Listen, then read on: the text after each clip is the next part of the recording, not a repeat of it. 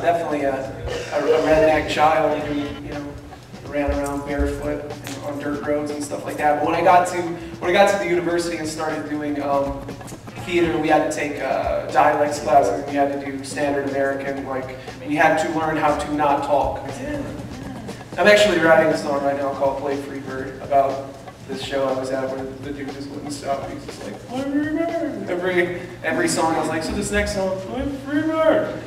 And we were in Indiana, and I actually started making up the words to it because I don't really know, but that's about it. So I just started making up words, and it ended up, the story progressed to, I went out and tipped cows with him at the end of Free Bird. So it was awesome. I think it went over really well. I wouldn't say it's not strictly hip hop. It's not acoustic hip hop because it's obviously more than just acoustic stuff. But I mean, I guess if it was in the vein of something, it would be hip hop most likely. I've been emceeing. I started out emceeing for right when I graduated high school, so about 5 years, and started performing, doing like actual shows 4 years ago, and really started incorporating like more just live musical stuff in the past about the year. What intrigued me about it was that you don't have to have any sort of you know, musical gifts or anything like that. I was always a good writer, and putting it into the structured format of doing hip hop was something that I thought I could do. Hip hop has a very kind of rigid 16-bar verse, 8-bar chorus structure. Just learning how to write in that structure was kind of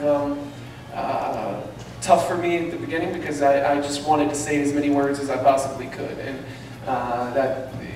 then people were like, "He's not rapping, he's just talking a lot." I was on tour with Red Cloud. We did this youth evangelism conference in Dallas, Texas. It was huge, absolutely huge.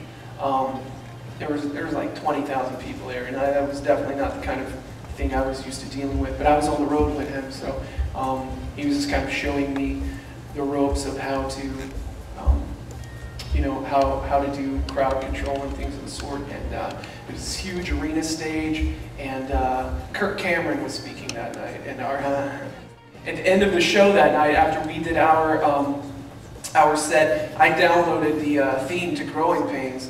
And so at the end, we had everybody, you know, put their hands side to side, and our DJ was like just scratching. So it was like, "Show me that smile, show me that smile." And Kirk Cameron saw it, and we went to his dressing room to meet him later. He's like, "You the guys who were spinning, show me that smile again?" We're like, "Yeah." And he was like, "Yeah, it was awesome." one of my favorite books of the Bible is, you know, Isaiah 53. And, you know, it's a very, you know, familiar kind of,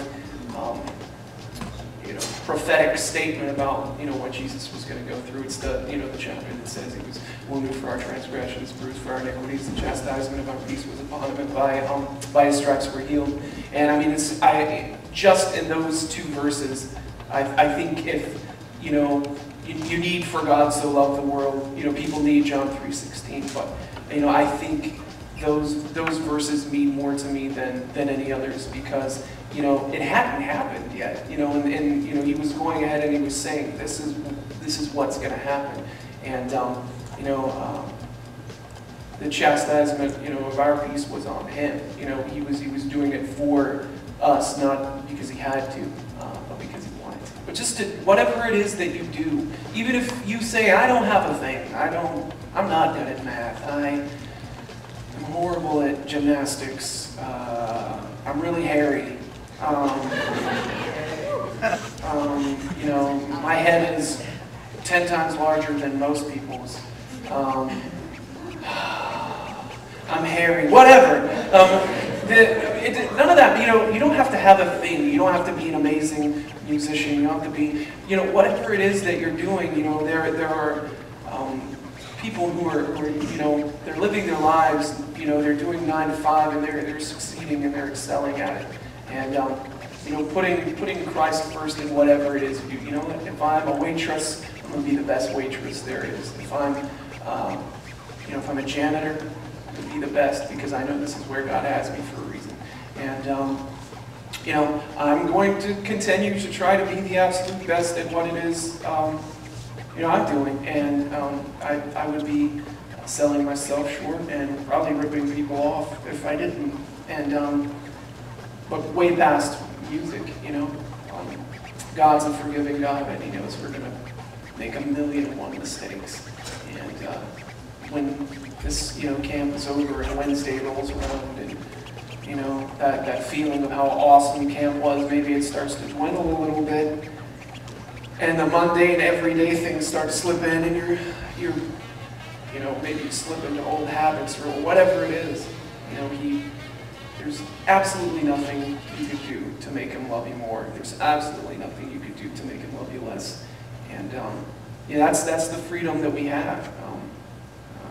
So yeah, that's my definition of life. I hope you all wrote it down.